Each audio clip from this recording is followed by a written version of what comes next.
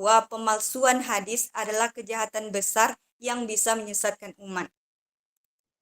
Nah, kemudian kita masuk ke sikap para sahabat terhadap hadis. Dari fenomena dusta ini, kita bisa melihat bahwasanya bagaimana sahabat bersikap sangat hati-hati terhadap hadis. Mereka tidak sembarangan dalam meriwayatkannya. Nah, Abu Bakar As-Siddiq misalnya sangat sedikit meriwayatkan hadis karena beliau takut jika ada kekeliruan dalam menyampaikan sabda Nabi. Kemudian Umar bin Khattab pun juga demikian. Umar bahkan pernah menguji Abu Musa al-Asy'ari ketika ia menyampaikan hadis tentang izin masuk rumah 3 kali. Umar tidak langsung mempercayainya. Ia meminta saksi lain yang juga mendengar hadis tersebut dari Nabi Shallallahu Alaihi Wasallam. Setelah Abu Musa membawa bukti, barulah Umar menerima hadis tersebut. Begitu juga dalam kasus lain, Abu Bakar tidak langsung menerima hadis tentang hak waris nenek, kecuali setelah ada saksi tambahan yang mendukung riwayat tersebut. Nah, dari sini kita belajar bahwasanya verifikasi merupakan prinsip utama dalam penerimaan hadis sejak masa Nabi hingga para sahabat. Umar juga terkenal selektif dalam menimbang kesesuaian hadis dengan Al-Quran.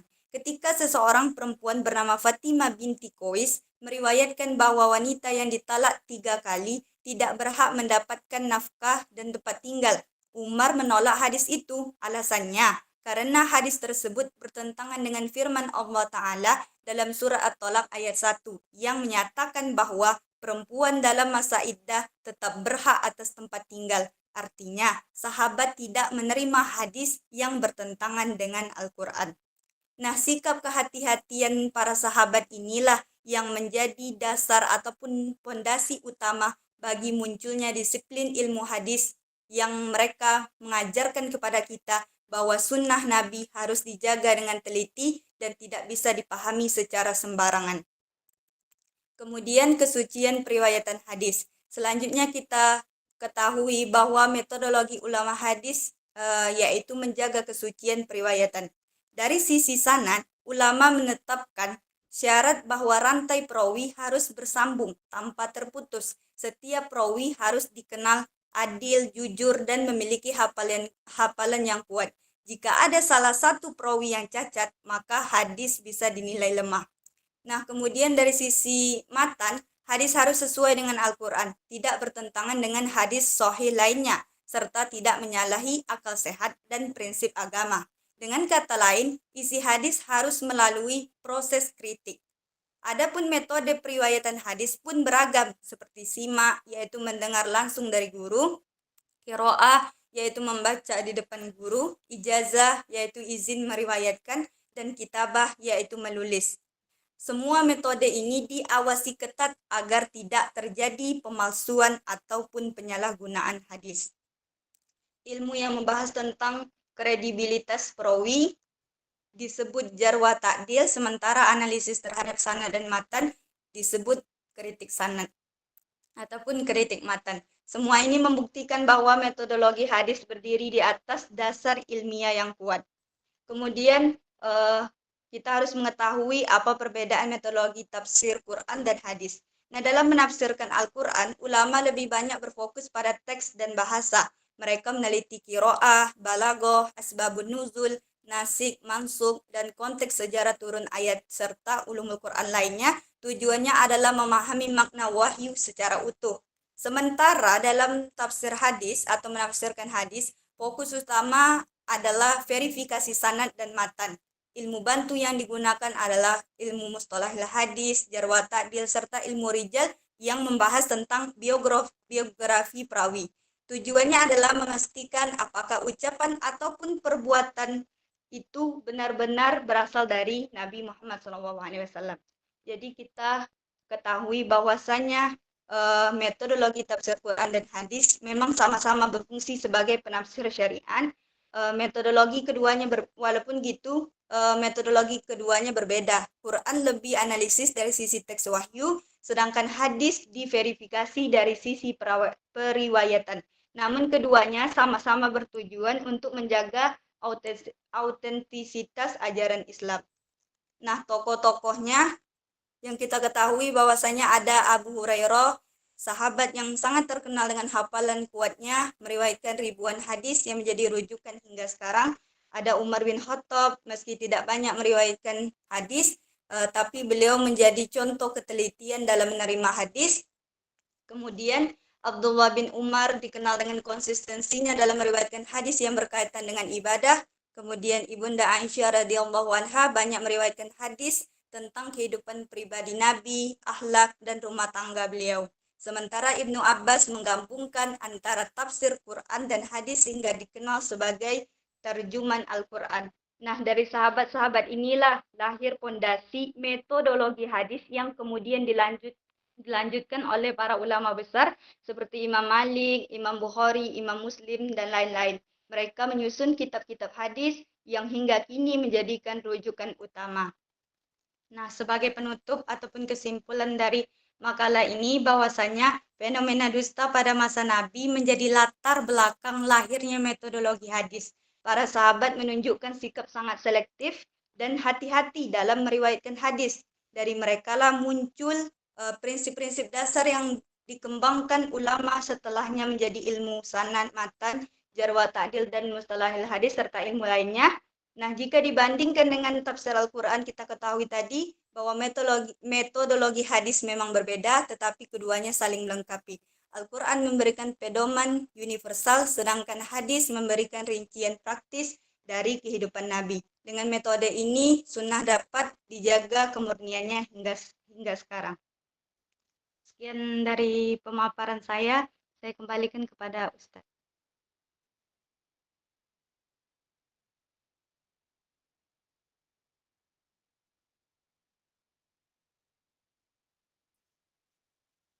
Baik, sudah selesai.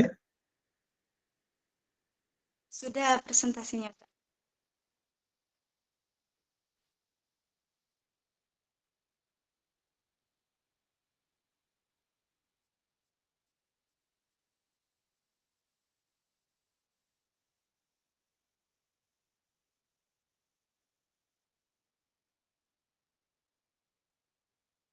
Yang menjadi pembahasan kita, metodologi penafsiran hadis, fokus kepada dusta yang terjadi pada zaman Nabi, bagaimana pandangan ulama. Ini terkait dengan hadis maudhu', kemudian sikap dari para sahabat dalam menyikapi hadis Nabi, kemudian apa bukti kesucian perkataan hadis, tokoh dan metode hadis yang digunakan. Baik, silakan kepada yang lain untuk menanggapi apakah tujuan dari materi kita sudah tercapai atau ada tambahan, juga dipersilakan. Silakan.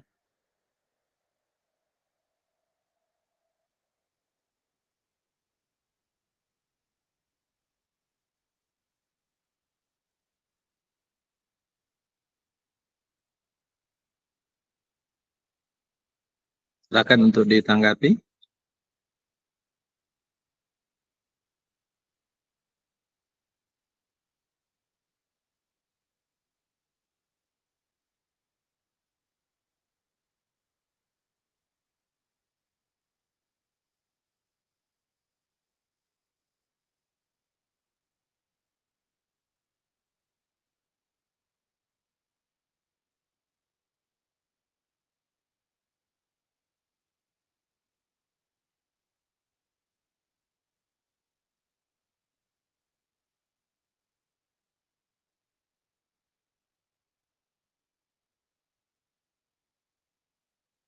Ada? Menjelang itu, pada pemakalah, ini isunya terkait dengan kedustaan terhadap Nabi atau munculnya hadis maudhu'. Nah, saya ingin coba minta penjelasan dari pandangan pemakalah. Apakah pada masa Nabi itu sudah ada hadis maudhu'? Sudah ada pemalsuan hadis? Mana kira-kira? Iya Ustadz, sebenarnya memang ada perbedaan katanya Ustadz. Perbedaan antara apakah hadis palsu ataupun maudhu itu sudah ada di zaman Nabi ataupun belum. Kalau pendapat yang mengatakan sudah ada itu Ustadz, karena menurut mereka alasannya karena ada hadis ini tadi Ustaz, man kadzdzaba alayya muta'ammidan falyatabawa ma'adahu minan nar. Nah, potensi ini menunjukkan bahwa adanya hadis ataupun hadis maudhu pada masa Nabi Muhammad gitu Ustaz, dan dilakukan oleh para orang munafik musuh Islam pada zaman itu. Tapi memang mereka menyebutkan bahwasanya ketika pemalsuan itu ada, langsung ada nabi untuk tempat bertanya begitu Ustaz. Langsung ada nabi yang memverifikasi bahwa istilahnya ini betul dari nabi atau tidak. Sedangkan pendapat yang mengatakan bahwasanya hadis maudhu itu belum ada, baru adanya setelah wafatnya Khalifah Utsman bin Affan.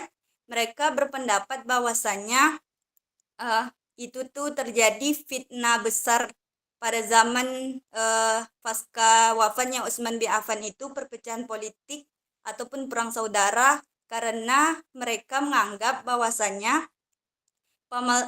tempat bertanya kepada Nabi itu tidak ada lagi Ustadz. Makanya muncul hadis-hadis palsu itu.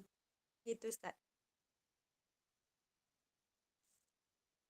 Kalau secara ilmiah, ada nggak bukti yang menunjukkan pemalsuan sudah terjadi pada masa Nabi?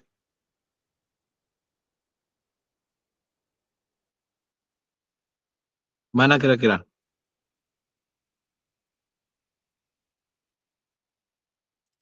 Sejauh ini Indah belum nemu Ustaz. Yang lain gimana? Yang lain? Mohon tanggapannya teman-teman yang ada referensi lebih atau bagaimana.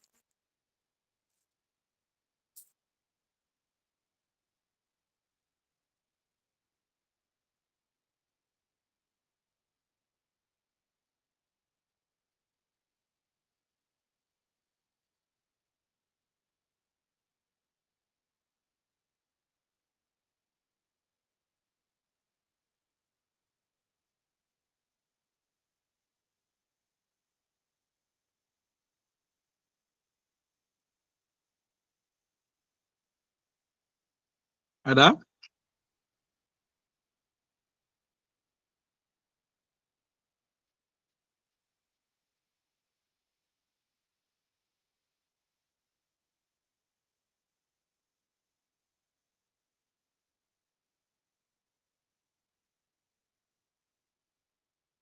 Dari literatur yang ada, itu yang lebih dekat menggambarkan apakah sudah ada terjadi pemalsuan hadis pada masa Nabi, itu yang ditulis oleh Al-Adlabi.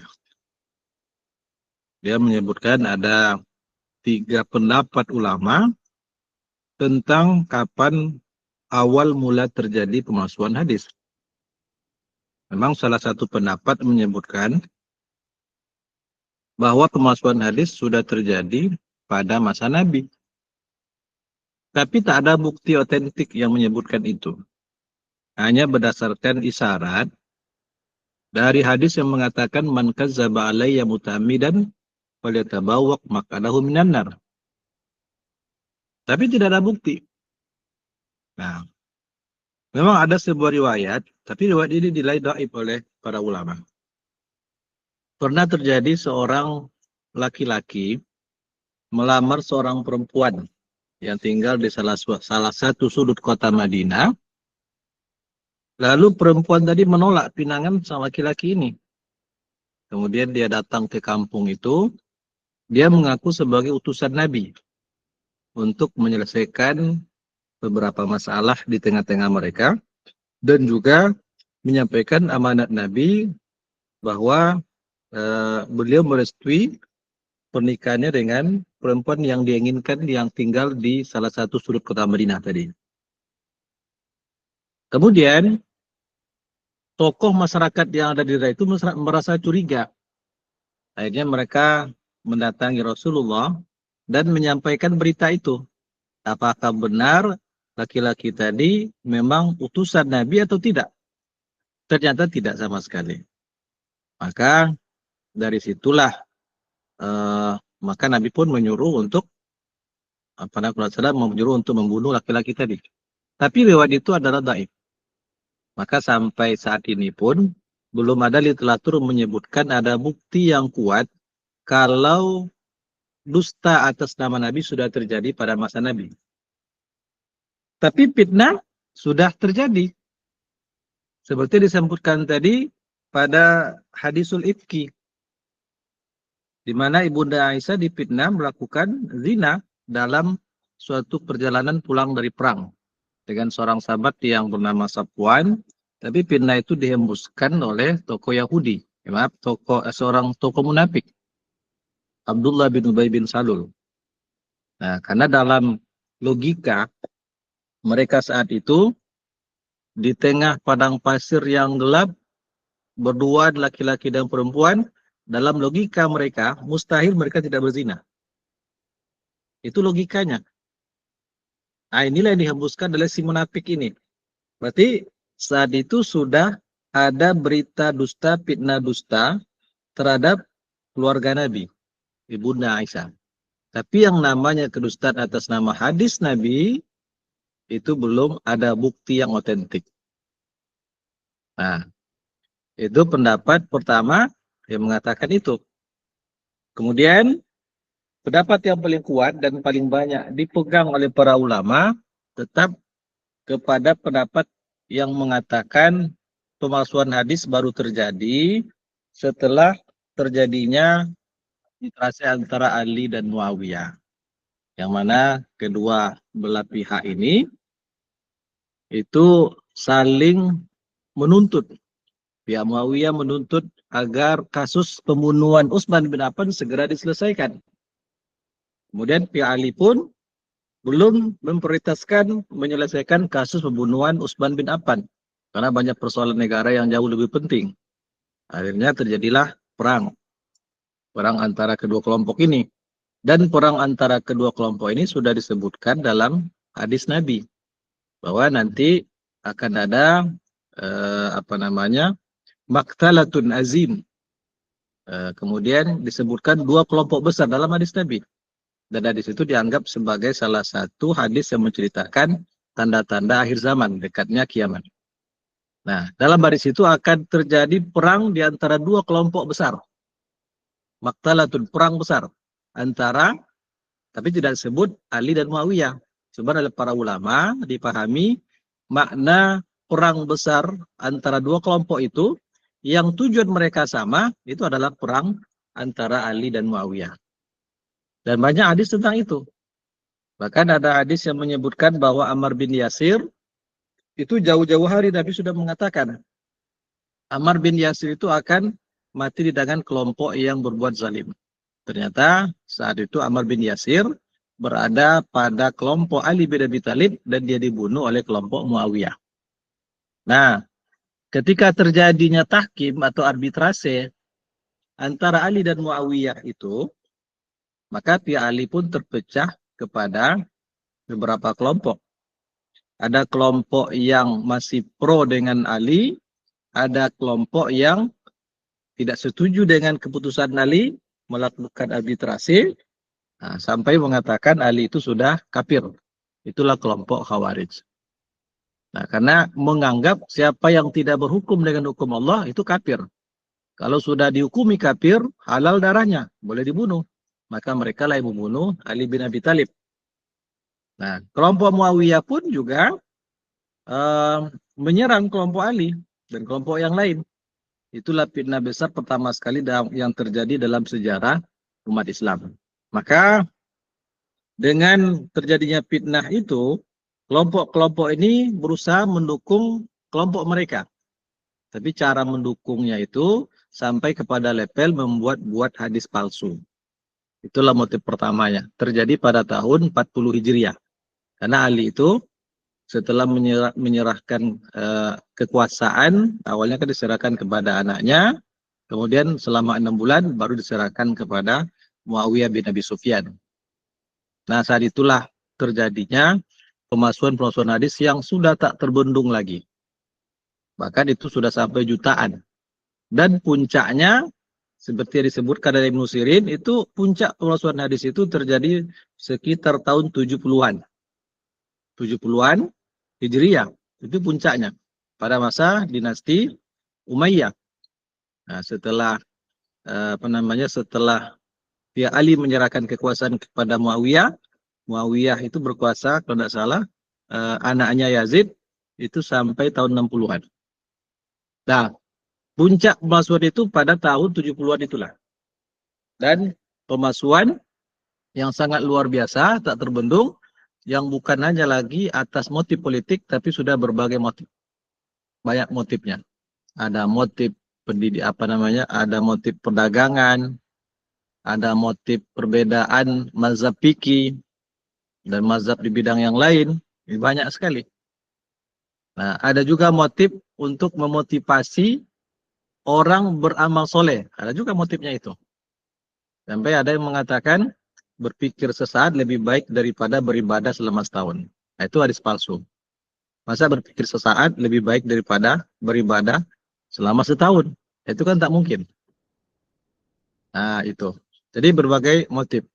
Sehingga mulai sejak tahun 70-an itu, ketika memuncaknya pemalsuan-pemalsuan hadis, maka para ulama yang hanif pun itu membuat kaedah-kaedah yang ketat untuk mengantisipasi dan menyeleksi hadis-hadis yang benar dengan hadis yang tak benar. Maka mulailah muncul kelompok-kelompok kritikus hadis pada level atau pada manhaj yang ketat. Nah, di situ ceritanya. Maka awal-awal ulama kritikus hadis itu adalah mereka yang menerapkan metode yang sangat ketat dalam menyeleksi pribadi perawi. Itulah kelompok mutasaddid.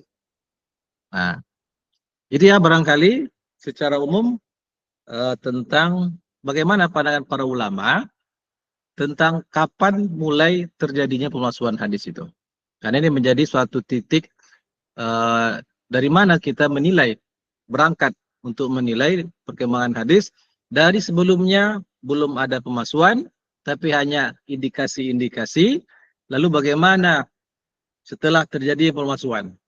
Itu pada tahun 40 Hijriah. Baik, barangkali begitu. Silakan yang lain.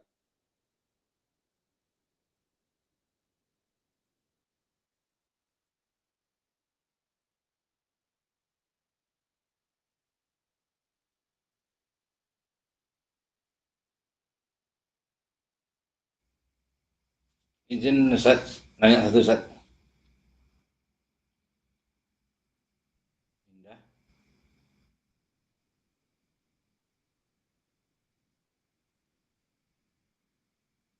Izin bertanya Indah. Silakan. Assalamualaikum warahmatullahi wabarakatuh. Assalamualaikum warahmatullahi wabarakatuh. Eh, apa perbedaan antara itu adalah hadis palsu atau hadis yang salah periwayatannya? Indah.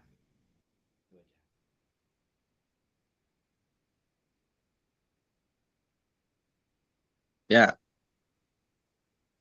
Gimana hadis tadi? palsu dan hadis yang salah periwayatannya.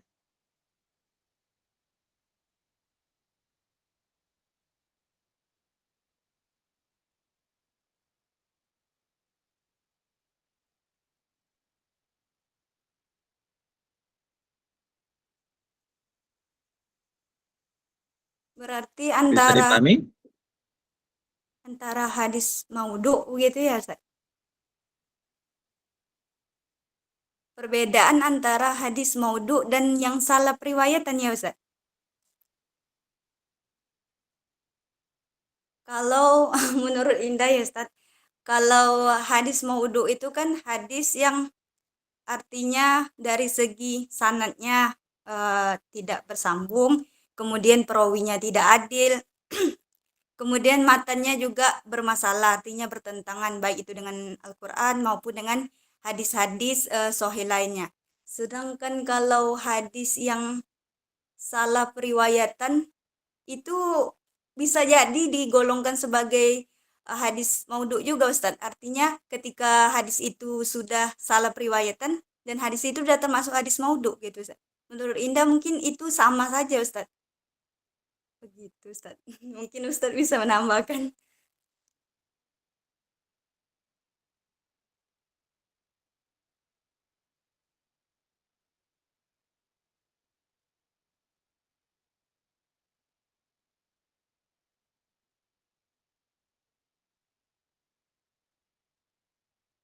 Atau teman-teman yang lain yang lebih paham bisa dibantu.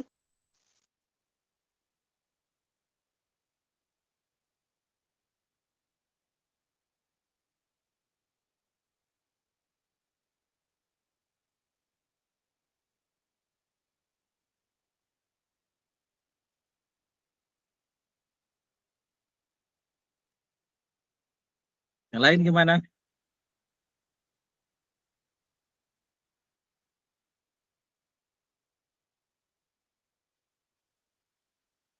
Kalau istilah hadis maudhu itu memang ada dikenal di dalam ilmu hadis. Tapi kalau istilah kesalahan itu terlalu umum. Banyak kan kata-kata salah itu kan khotok. Khotok riwayat itu tidak ditemukan istilah dalam ilmu hadis. Tapi maksud yang ditanyakan oleh saudara EI, ya itu bisa dijelaskan seperti ini. Kalau hadis maudhu itu adalah sesuatu yang sifatnya mukhtar, sesuatu yang sifatnya diada-adakan. Dia tidak ada, tapi diadakan. Itu hadis palsu. Dia tidak disabdakan oleh Nabi, tapi dikatakan sebagai sabda Nabi. Nah, itu hadis palsu. Nah, baik itu perkataan Nabi, ataupun perbuatan Nabi, ataupun takrir, ataupun sifat-sifat Nabi. Sesuatu yang sifatnya mukhtara, mengadang-adang, tidak dilakukan atau tidak ada pada Nabi, lalu disandarkan kepada Nabi. Itu namanya hadis palsu atau maudhu. Lalu bagaimana kita menilai suatu perkataan itu adalah maudhu? Nah, ini banyak indikasi yang ditetapkan oleh para ulama. Di antaranya yang pertama melihat kepada kredibilitas para perawi. Kalau di antara perawi itu dalam penilaian ulama kritik, ini dikaji dalam ilmu jarh wa ta'dil, mereka dinilai dengan penilaian jarah seperti al-kizbu atau at-tuhmatu bil kizbi, atau dengan lapas-lapas akzabun nas, atau dengan lapas dajjal, itu hadisnya maudhu. Hampir sama dengan matruk. Jadi dalam kajian ilmu jarh wa ta'dil, kita ambil umpamanya pembagian penilaian menurut As-Sakhawi. Dia membagi tingkatan penilaian terhadap perawi itu menjadi 6 tingkatan. Ada yang membagi 4 seperti Al-Hakim An-Nisaburi, 4 tingkatan saja. Ada yang membagi 5, ada yang membagi 6. Seperti Imam As-Sakhawi, Ibnu Hajar Al-Asqalani. Jadi tingkatan penilaian terhadap perawi, kalau penilaian adil, dia beri tingkatan kepada 6. Ini oleh As-Sakhawi. Yang pertama, perawi yang dinilai dengan lapas isim tabdil yang menunjukkan kesikohan, itu adalah level pertama. Namanya para perawi yang dinilai dengan lapas atbatun nas, manusia yang paling dhabit, awsaqun nas, manusia yang paling sikoh. Itu level pertama. Atau ilaihi al-muntaha fit tasabbut, dia puncak ketinggian dalam kekokohan hafalannya, periwayatan hadisnya. Itu level yang paling tinggi. Level yang kedua dengan lapas seperti ini. La yus'alu an mislihi. Dia itu tak perlu ditanya. Biasanya kan orang bertanya kepada ulama kritik, "Waise, bagaimana menurut Anda si Fulan ini?" Kalau saya itu mengatakan umpamanya tak perlu ditanya. La yus'al an mislihi. Tak perlu ditanya seperti seorang yang semisal dia. Memang tak ada yang semisal dia di negeri ini. Itu penilaian ta'dil pada level kedua. Pada level ketiga, penilaian ta'dil dengan mempergunakan lapas ta'dil diulang 2 kali. Namanya siqotun sabatun, siqotun siqotun, siqotun hujjatun. Itu 2 kali. Itu level ketiga. Level yang keempat, penilaian dengan lafaz ta'dil yang disebut sekali saja. Siqatun sekali, hujjatun sekali, dhabtun sekali, sabatun sekali. Itu level yang keempat. Level 1 dan keempat ini menunjukkan kekuatan perawi dari dua sisi. Baik sisi keadalahan ataupun sisi kerobitan. Dua-duanya tercakup dalam lapas ini. Nah, level yang kelima, lapas-lapas yang menunjukkan aspek keadalaan saja, tapi tidak menunjukkan nilai kerobitan. Pokoknya dengan lapas solihun. Dia soleh. Nah, tapi kata soleh itu tidak menunjukkan kekuatan hafalan dia.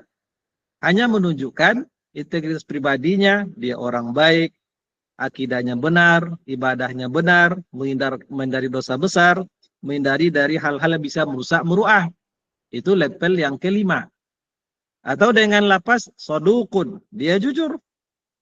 Tapi kata jujur tidak menunjukkan aspek kerobitan, hanya aspek keadalan saja. Dan level yang keenam, itu lapas penilaian ta'dil dengan menggunakan kata-kata yang tidak menunjukkan kepastian penilaian. Contoh, sodukun insya Allah. Insya Allah itu dia orang soleh. Tapi ada kata insya Allahnya. Kalau dikatakan soleh, jelas tegas. Dia orang soleh. Berarti levelnya level kelima dari penilaian ta'dil. Tapi kalau dikatakan insya Allah soleh. Insya Allah dia orang soleh. Itu level ke-6. Hampir mendekati penilaian jarak. Nah, kalau kita bertanya, Aisyah, bagaimana menurut engkau simpulan? Ya, insya Allah soleh dia itu. Gimana kita memahami? Berarti Syekh tadi tidak yakin 100% yang ditanya itu orang soleh. Insya Allah dia soleh. Dia tak punya bukti untuk menjarah orang ini, tapi dia tak yakin sepenuhnya menilai dia adil. Atau dengan lafaz suwaili. Suwaili itu juga berasal dari kata soleh. Suwaili itu artinya ya kira-kira soleh lah orangnya. Tapi tak pasti. Nah, di bawah itu masuk kepada penilaian jarah. Mulai dari penilaian lain, itu level pertama yang merupakan penilaian jarah, tapi mendekati penilaian ta'dil. Kemudian ada lafaz dhaif. Nah, sampai level yang kelima, itu memakai kata at-tuhma bil kizbi. Dia tertuduh melakukan dusta. Maksudnya di sini at-tuhma itu orang yang sering memang tidak pernah berdusta dalam hadis Nabi, tapi dalam kehidupan kesehariannya dia sering berdusta, tapi tak pernah berdusta atas nama Nabi. Maka ini level yang ke-6. Hadisnya sudah dinilai matruk atau bisa dinilai maudhu'. Level yang paling parah itu dengan lafaz al-kazab atau yakzibul hadis, yadaul hadis atau dajjal. Nah, dari level ke-6 dan ke-5 dan ke-6 itu hadisnya jatuh maudhu'. Nah, itu hadis palsu.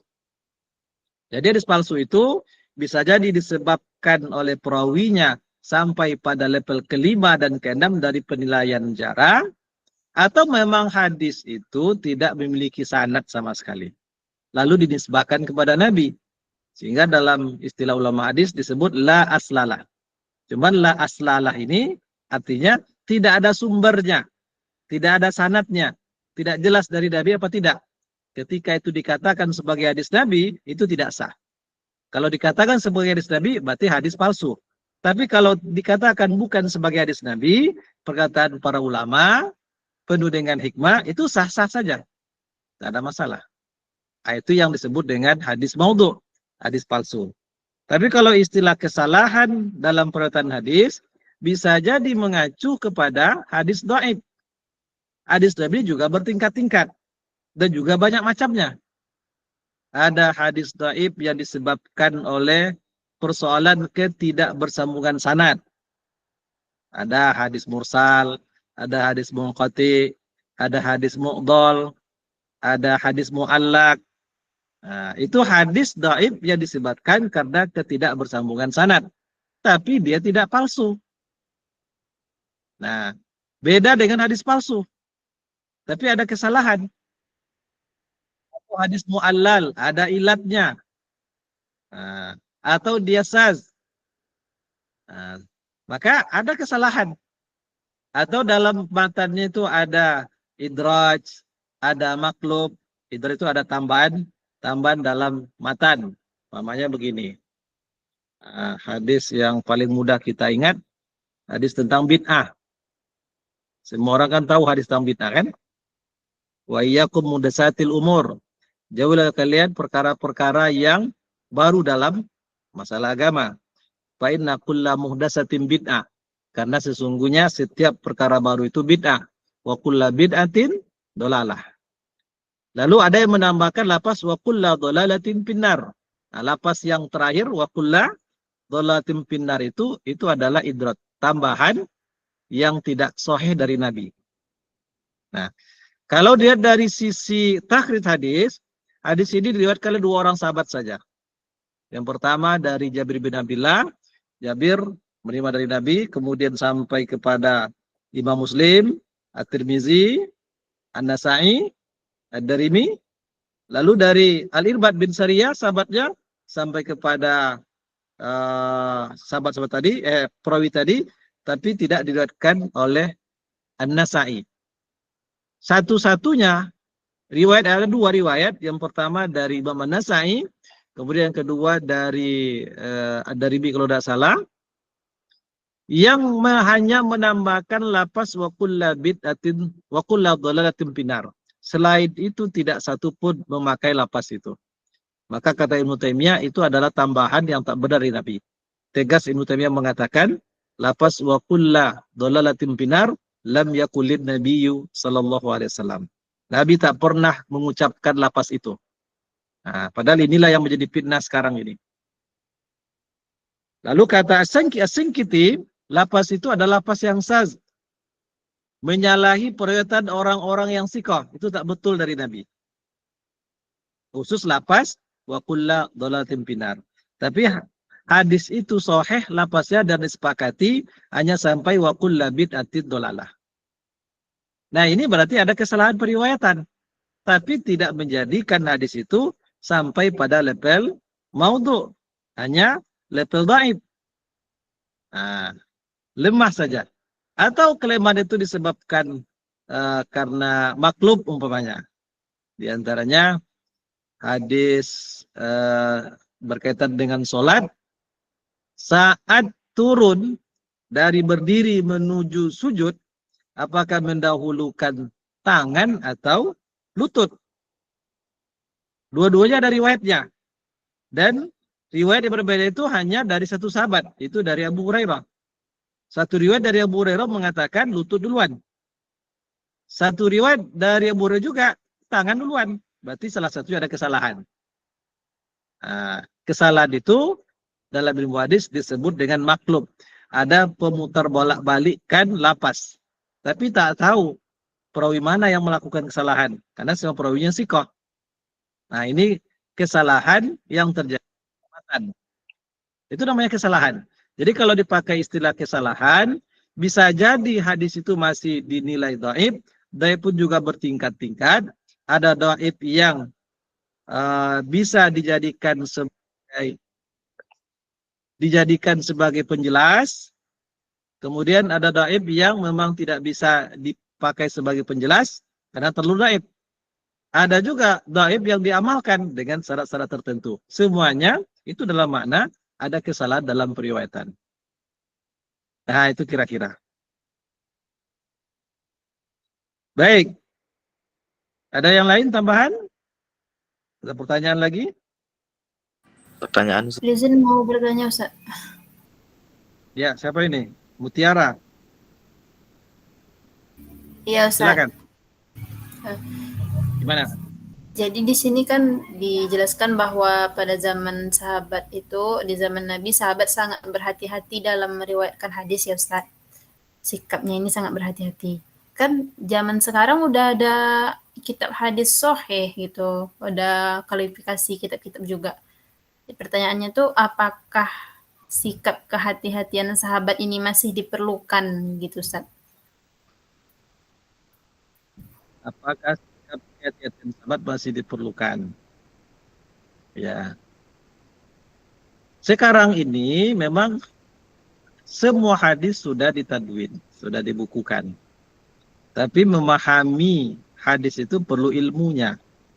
Orang yang tak mengerti dengan ilmu hadis, itu adalah menghindarkan menyampaikan hadis yang dia belum bisa memastikan ada dalam kitab asli apa tidak. Nah, kalau sahabat dulu belum terkodifikasi hadisnya, maka mulai dari masa Abu Bakar, itu karena kehati-hatiannya dan karena kekhawatiran akan Al-Quran, Abu Bakar pernah membakar tulisan hadisnya pada waktu subuh. Dia minta kepada Aisyah, wahai Aisyah, datang bawa ke sini tulisan hadisku. Itu ada sebanyak 500 hadis. Kemudian langsung dia bakar. Sehingga prioritas Abu Bakar itu tak banyak. Makanya hadis dari Abu Bakar itu, kalau dalam kitab Musnad Ahmad bin Hanbal, hanya sebanyak 81 hadis. Bandingkan dengan Abu Hurairah, 5.000 lebih.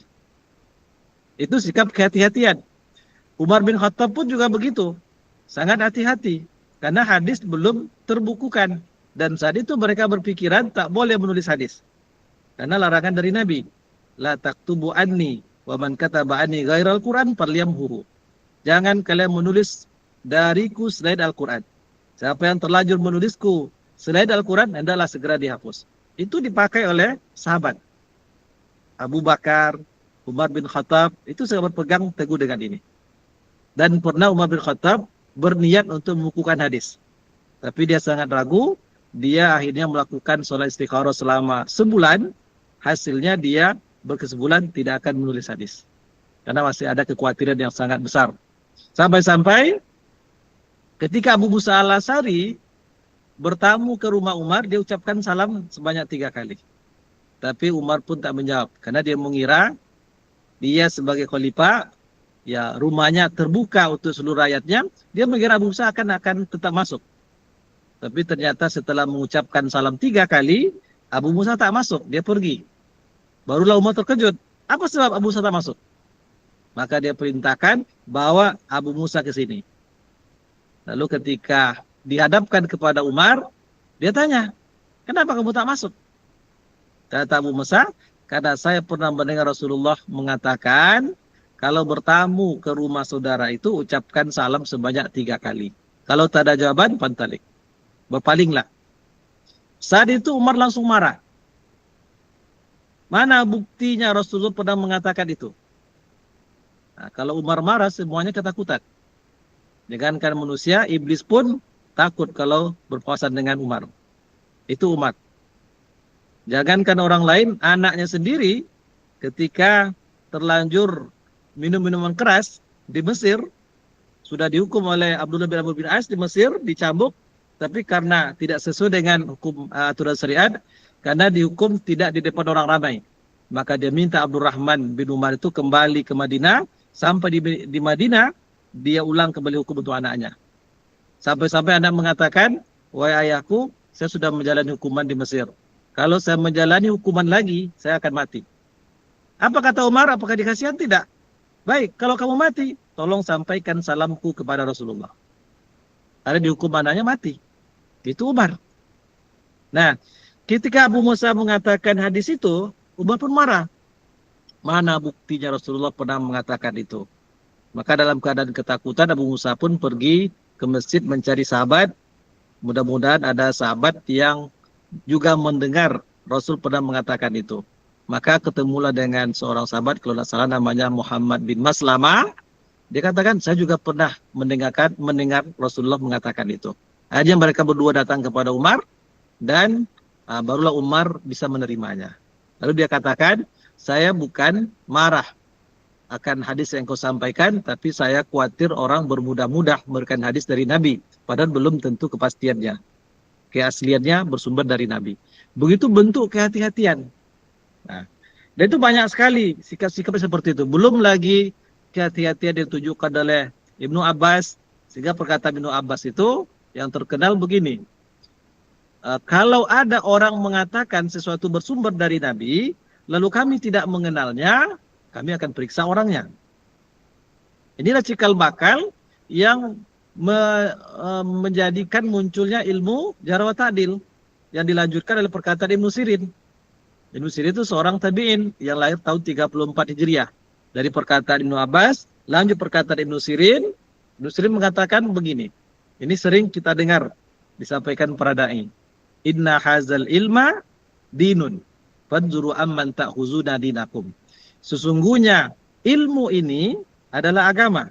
Perhatikanlah dari siapa kalian mengambil agama kalian. Ini kan banyak dipakai oleh para dai, diselewengkan maknanya. Nah, apa kata mereka? Kalau begitu, kalau ingin belajar ilmu agama, lihat gurunya dulu. Padahal maksud Ibnu Sirin tidak begitu. Bukan semua ilmu maksudnya. Inna hazal ilma. Di situ kan ada isim isyarah. Sesungguhnya ilmu ini. Itu ma'rifah. Ilmu apa? Ilmu periwayatan hadis. Kalau dalam periwayatan hadis, barulah lihat orangnya. Jangan lihat hadisnya dulu. Tapi kalau ingin belajar ilmu fikih, lihat ilmunya dulu. Baru orangnya. Terbalik. Asalkan orangnya adil, udah ambil ilmunya.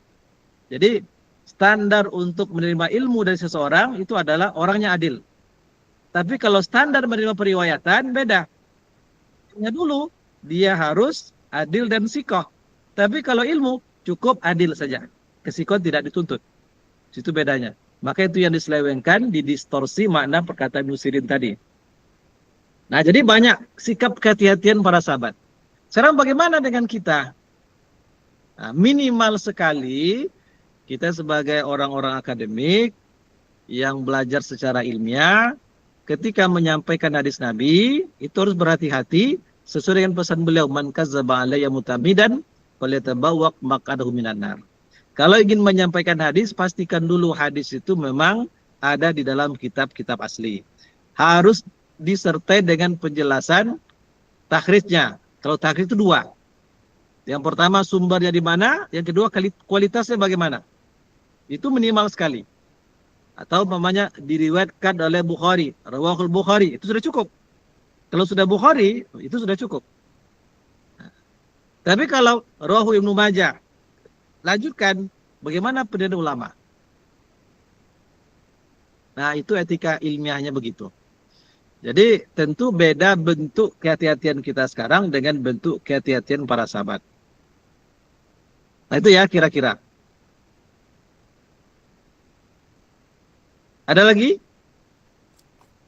Ini Ustaz, saya Munzir. Ini yang Ya. masalah apa tadi Ustaz? Masalah Nabi ketika sujud tadi itu. Apakah menggunakan lutut ataupun tangan dulu kan? Apakah hadis ini termasuk ta'arud atau dia ikhtilaf? Ya, mungkin periwayatan sahabat tadi itu mungkin ini mungkin. Apakah Nabi dia masih muda? Dia mungkin nampaknya lutut dulu. Karena sudah tua kayak orang sekarang nih mungkin terpaksa tangan dulu. Nah, itu apakah dua-dua hadis bisa dipakai atau mana yang lebih kuat itu atau roji gitu. Terima kasih. Ya, apakah hadis itu mukhtalif atau tidak? Hadis itu tidak mukhtalif. Tapi hadisnya maklub. Kalau hadis mukhtalif itu hadisani makbuladi muta'aridani zahiran. Itu hadis mukhtalif. Kalau hadis mukhtalif itu dua hadis makbul. Sama kualitasnya, sama-sama makbul. Lalu bertentangan muta'aridon secara zahir, bertentangan secara zahir. Ini hadisnya satu. Hanya saja ada beberapa riwayat, tapi sumbernya satu. Dari Abu Hurairah. Dalam satu riwayat, Abu Hurairah mengatakan kaki dulu. Dalam riwayat lain, tangan dulu. Yang berbeda hanya murid dari Abu Hurairah. Berarti ada kesalahan periwayatan dari muridnya ini. Ada yang memutar bolak-balikkan lapas. Nah, itu bukan mukhtalif. Nah, tapi adalah maklub. Contoh singkatnya begini. Dalam riwayat Imam Al-Bukhari, ketika menyebutkan hadis sab'atun yuzillumullahu yauma la zilla illa zillu. Ada 7 kelompok orang yang akan mendapat naungan dari Allah pada suatu hari nanti yang tidak ada naungan selain daripada naungan Allah. Yang keenam itu adalah rajulun tasaddaqa bisadaqatin fa akhfaha. Seorang laki-laki yang gemar bersedekah lalu dia sembunyikan. Dalam satu riwayat dari Imam Bukhari, hatta la ta'lama yaminuhu ma tunfiqu shimalu. Sehingga tangan kanannya tidak mengetahui apa yang dipakkan tangan kirinya. Dalam riwayat lain, hatta la ta'lama shimaluhu ma tunfiqu yaminuhu, terbalik. Sehingga tangan kirinya tidak mengetahui apa yang dipakkan tangan kanannya. Semua perawinya sikoh.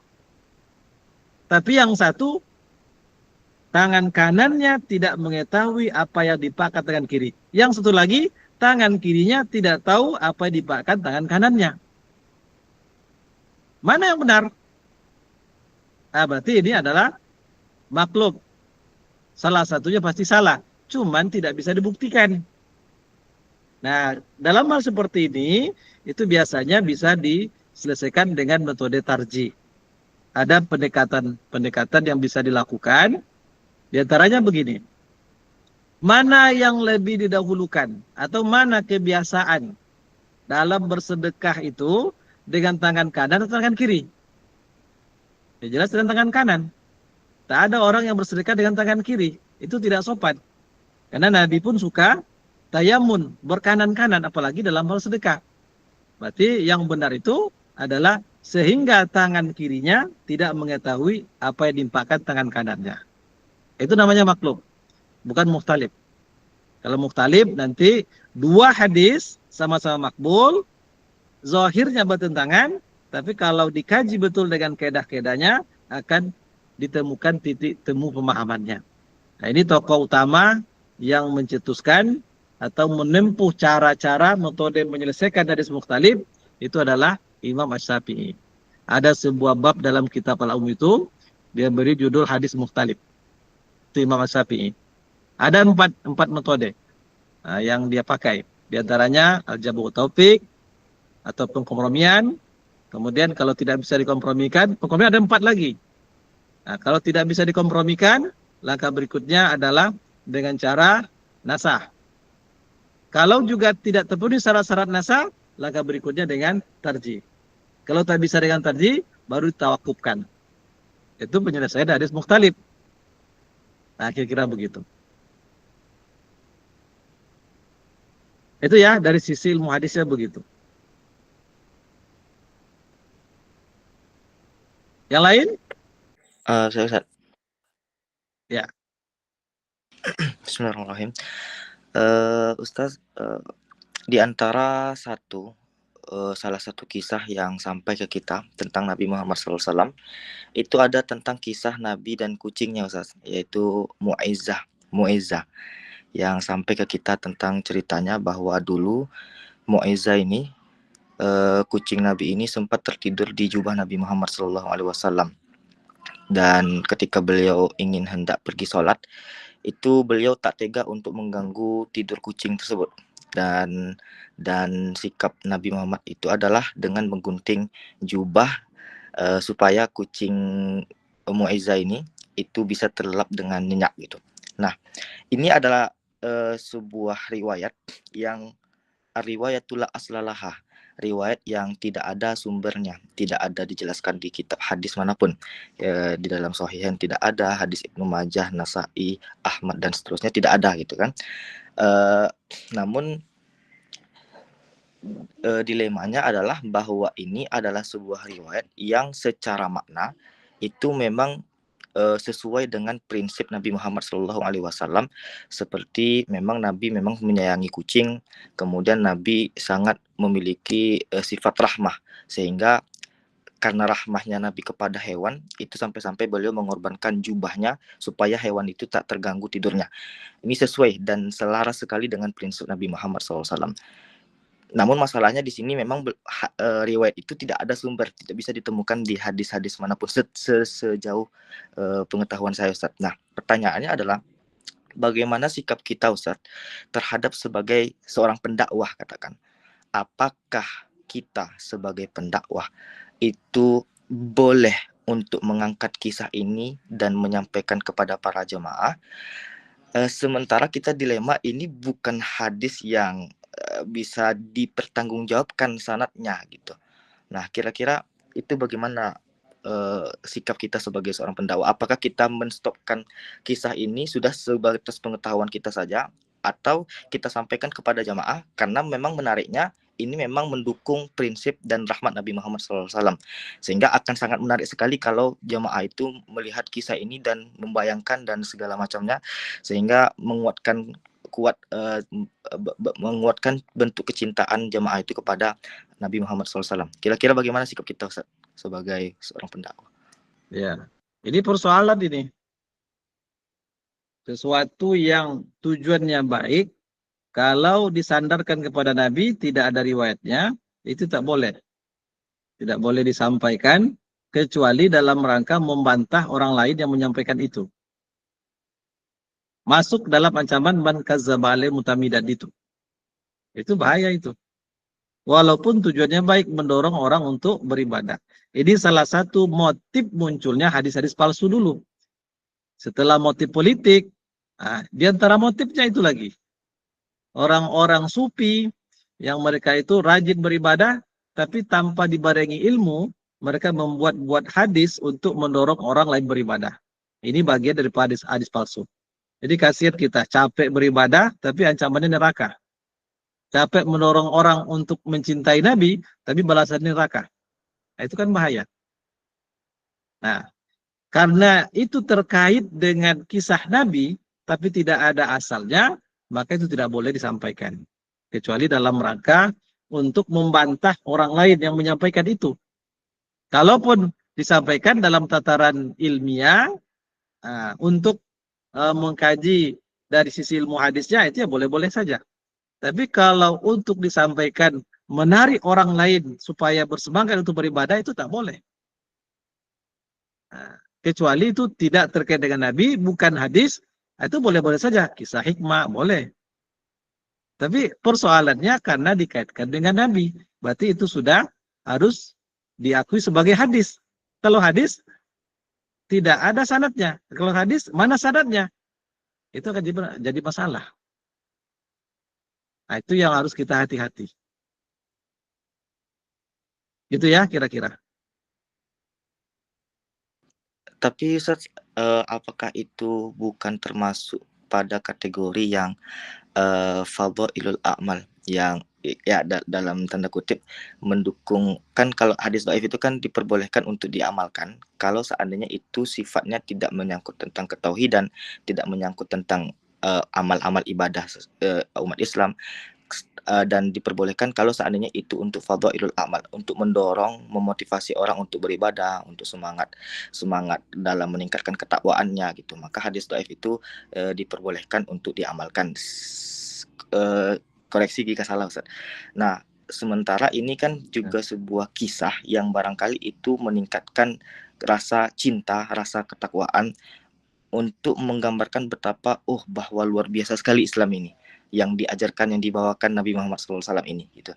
Jadi agaknya akan menjadi selaras dan sesuai sekali dengan konsep fadhailul a'mal yang diamalkan dalam hadis dhaif ini, Ustaz.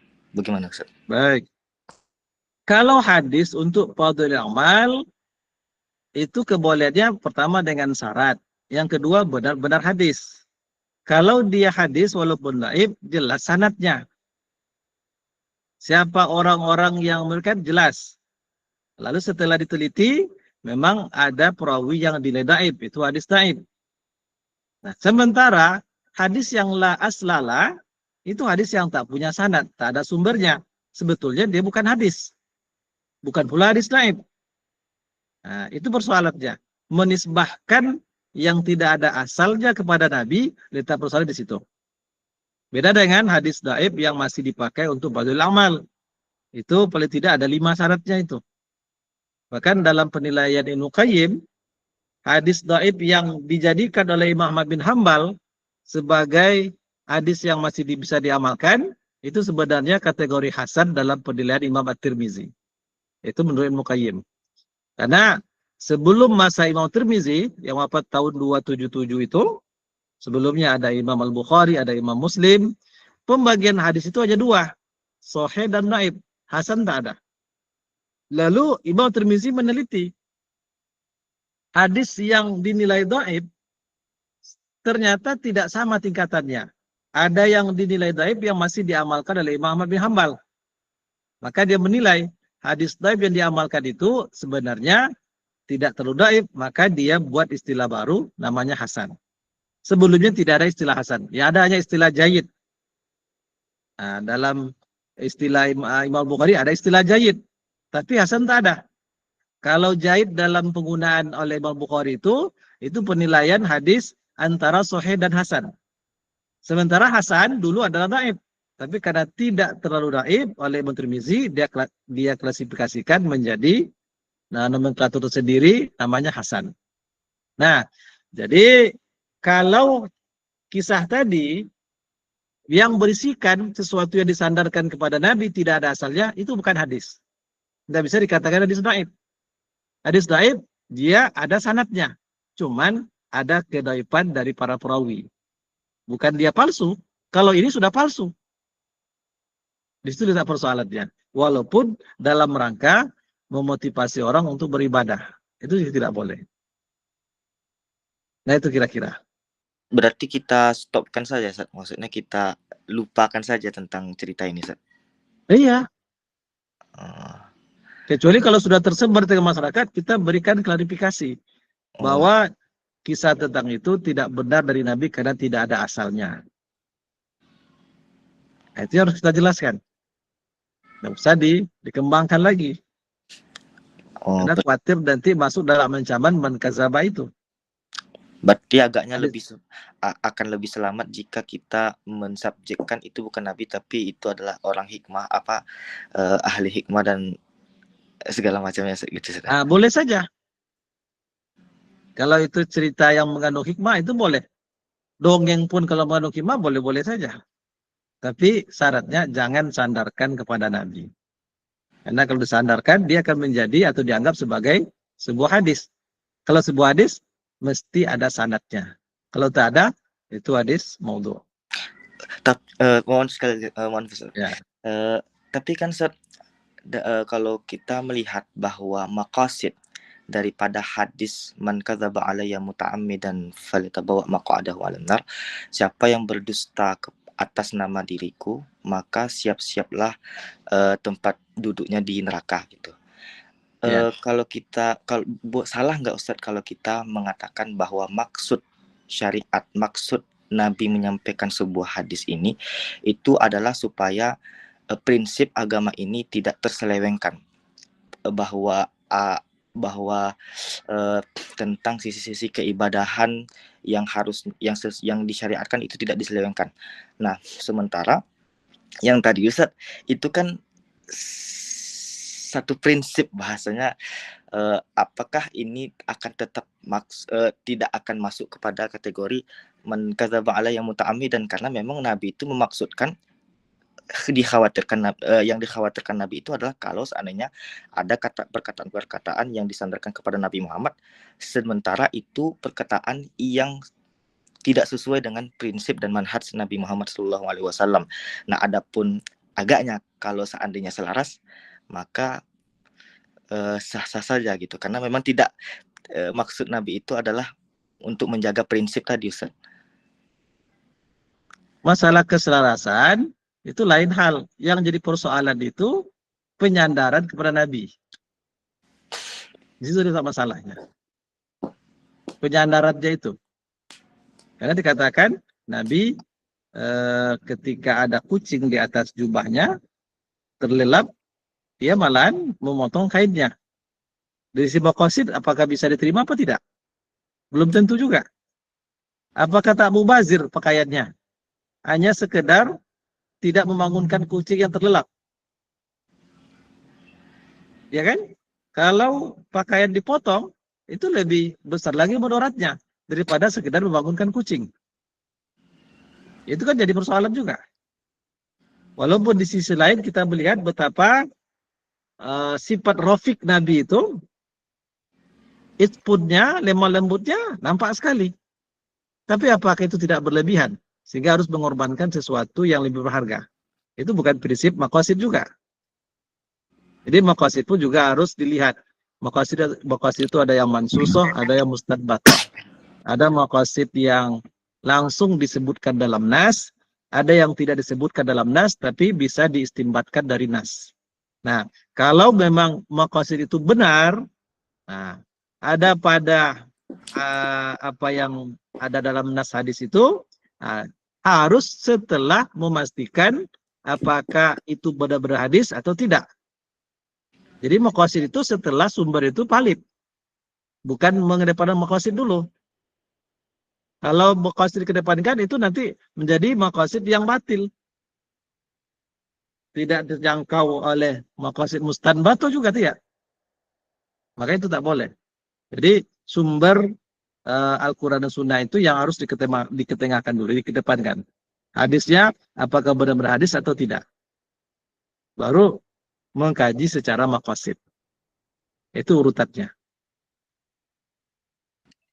Baik Ustaz, terima kasih Itu Ustaz. ya kira-kira. Ustaz. Ada yang lain? Ini Ustaz, terkait apa? Kalau kita pernah baca buku Wawasan Al-Quran, itu Pak Kursiap pernah apa? Tak salah lah, menyandarkan hadis takhallaqu bi akhlaqillah. Itu dicari dalam kamus-kamus tak ketemu itu di Wensing atau itu. Apakah itu memang hadis atau tidak, Ustaz? Pak Kures dalam Wawasan Quran itu tidak ada sanadnya, cuman matan saja takhallaqu bi akhlaqillah. Apakah saya salah? Nanti bisa kita tengok lagi buku Wawasan Quran itu. Menyandarkan kepada Nabi. Takhallaqu bi akhlaqillah. Ya. Bisa kita cari ini. Dalam kitab-kitab matan atau dalam kitab-kitab asli ada takhallaqu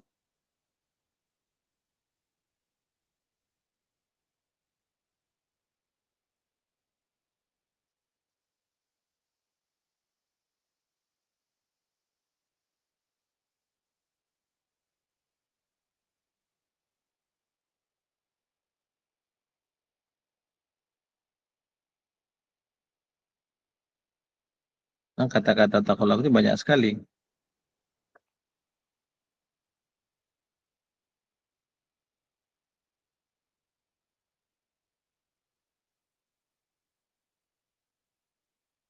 Ini coba dari Maktabah Syamilah.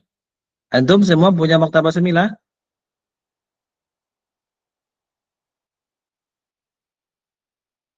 Harus punyalah semuanya itu ya. Ini contoh.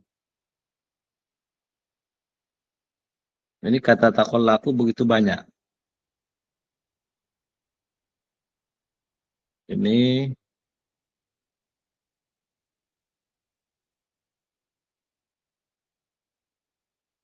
bukan, ini takhluku. Kita ganti lagi, kita tambah katanya.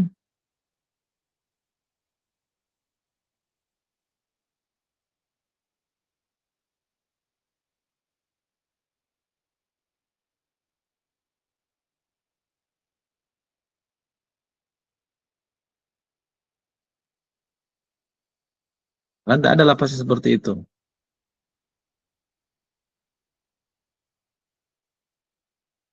Ini ada dua.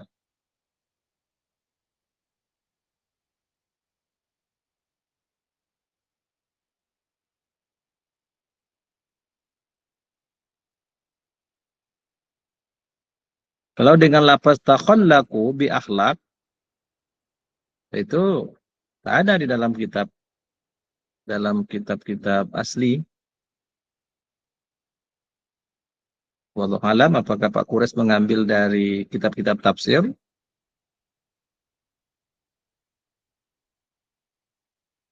Nah, tak ada. Bisa kita cek lagi, apakah betul apa-apa. Nanti kita buka. Coba dicek betul lapasnya. Kadang ada pada kitab-kitab yang bukan kitab utama. Dia kitab baris sangat banyak. Ada kitab At-Tuyuriyat. Tuyuriyat itu juga kitab hadis. Yang pentakiknya itu Dr. Dasman ikut dia, pentakiknya. Di Google bisa di-download itu. At-Tuyuriyat. Nanti dibuat dalam di tokohnya itu salah satu pentakiknya Dasman Yahya Ma'ali. Itu ya. Jadi prinsipnya begitu, kalau memang suatu riwayat itu tidak ditemukan sandarannya atau sanadnya, berarti tidak sah dinisbahkan kepada Nabi. Dan kita tidak boleh berdalil dengan itu. Kalaupun menyampaikan dan tidak disandarkan kepada Nabi, atau dia merupakan perkataan hikmah, ya boleh-boleh saja. Tidak ada masalah. Bahkan mendongeng pun selagi ada manfaatnya aja, pada dasarnya boleh-boleh saja. Tapi kalau mendongeng sudah kelewatan, itu bid'ah. Namanya al-qassas. Itu salah satu bentuk bid'ah yang dulu muncul pada masa salaf juga. Tukang-tukang dongeng. Namanya qassas. Baik, ada lagi? Izin Sat bertanya Sat, terakhir mungkin Sat. Ya, betul. Ini Sat, mengenai hadis mawdu kan Sat, saya ada yang tadi baca kitab, salah satunya Mabahis fi Umul Hadis, terjemahan Sat, miliknya Mana Al-Qattan Sat. Di situ salah satu cara kita mengetahui hadis mawdu itu kan Sat, ada indikasi dari pada isi atau matannya yang dia bertentangan dengan akal sehat Sat. Itu kata beliau dalam kitabnya. Salah satu ciri hadis mawdu adalah hadis matanya itu bertentangan dengan akal sehat, rasio, atau indera dan kenyataan. Nah, bagaimana kita menyikapi tentang hadis sahih juga banyak gitu Sat, yang jika kita lihat, kita nilai itu bertentangan dengan akal sehat Sat, pertama. Yang kedua, kalau memang ada metodologi dalam memahami hadis, mungkin kita sebagai seorang muslim dan pembelajar muslim juga, kita bisa sami'na wa ata'na, kita bisa mendengarnya, kemudian kita memahami, mentaati dan mengimaninya. Namun bagaimana ketika kita mungkin suatu saat nanti kita berdialog, berdiskusi dengan orang-orang non-muslim yang skeptis dengan Islam, yang mungkin mereka tidak bisa menerima metodologi yang kita pelajari dari Islam itu, Sat. Ada nggak cara lain, Sat, untuk kita menanggapi skeptis mereka itu, Sat, terhadap hadis maudi ini, Sat, yang bertentangan dengan akal sehat itu, Sat? Ya, ini dijelaskan panjang lebar oleh Ad-Damini. Ada kitabnya Maqais Naqdi Mutuni Sunnah. Boleh download itu, Maqais Naqdi Mutuni Sunnah. Maqais itu artinya standarisasi dalam menilai matan hadis. Itu bagaimana cara menilai matan itu benar dan hebat atau tidak. Nah, sehingga nanti bisa berimplikasi hadis itu maudhu atau tidak, atau dhaif atau tidak. Ada tujuh pengujian oleh ulama hadis. Karena ada pengujian di kalangan ulama salaf, ada pengujian di kalangan ulama usul fikih, ada pengujian di kalangan ulama hadis. Ulama hadis sudah ada 7. Yang pertama, menguji hadis dengan kebenaran ayat Al-Quran. Itu biar jelas. Yang kedua, menguji hadis, satu hadis, dengan membanding-bandingkan satu riwayat dengan riwayat yang lain. Satu matan hadis itu seringkali diriwayatkan oleh banyak jalur periwayatan. Maka jalur yang satu dengan yang lain dibanding-bandingkan. Nah, sehingga implikasinya nanti apakah ada matan yang merupakan saz atau ziyadah listiqah, ataupun apa. Itu pengujian yang kedua. Yang ketiga, menguji matan hadis dengan matan hadis yang lain, yang lebih kuat. Yang keempat, menguji matan hadis dengan kaedah-kaedah syariah dan fakta ilmiah. Kemudian juga menguji hadis dengan kebenaran sejarah yang sudah tetap. Itu juga akan bisa menjadikan sebuah hadis itu palsu. Itu ada. Kemudian menguji matan hadis apakah mengandung sesuatu yang mustahil atau tidak. Contoh dalam kitab yang ditulis oleh Pak Nawer, Profesor Nawer Yuslen, Profesor dari Sumatera Utara. Beberapa hari yang lalu Ustaz ketemu dengan beliau di Kendari. Jadi dia membuat contoh begini. Ada sebuah hadis di mana dalam itu dikatakan sabda Nabi, sesungguhnya Allah menciptakan seekor kuda. Kemudian dia jadikan kuda itu berlari kencang. Sehingga dia mengeluarkan keringat. Kemudian dia jadikan dirinya dari keringat kuda itu. Nah, ini tak masuk akal. Berarti ini jelas palsunya. Nah, jadi ada standarisasi atau maqais, mikyas, untuk mengukur suatu hadis itu dari sisi matan, apakah masuk akal apa tidak. Tapi akal yang mana dulu? dan ruang lingkup hadisnya dalam ruang lingkup apa? Nah, itu harus ada sesuatu yang pasti di situ.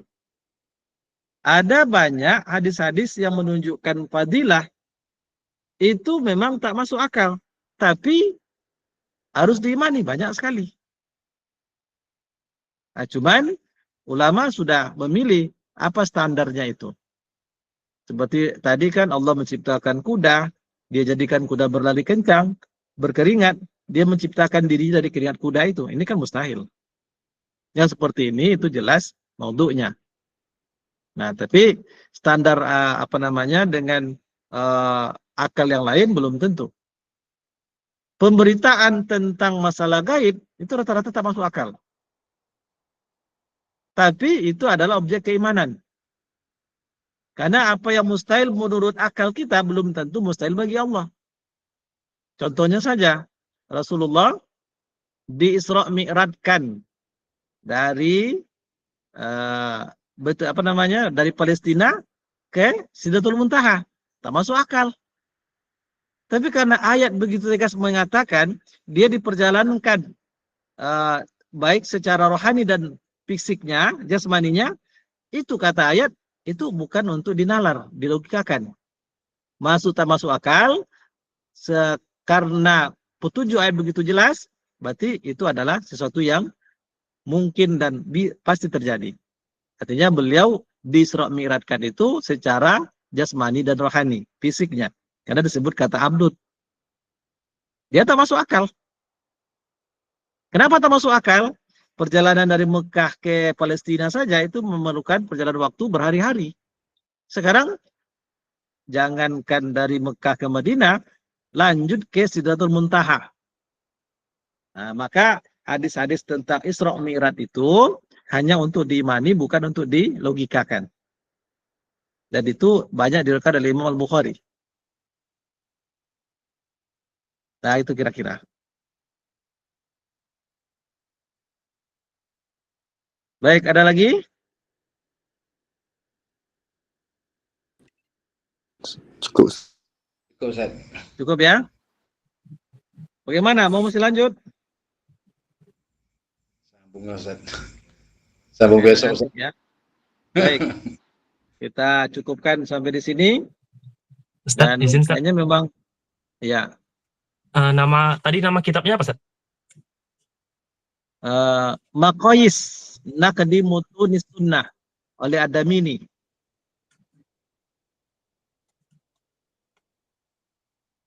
Maqayis Nukudin Sunnah, Ustaz. Maqayis Naqdi. Oh, Naqdi. Naqdi Mutun, dapat dari Mutun, As-Sunnah. Itu bisa di-download itu.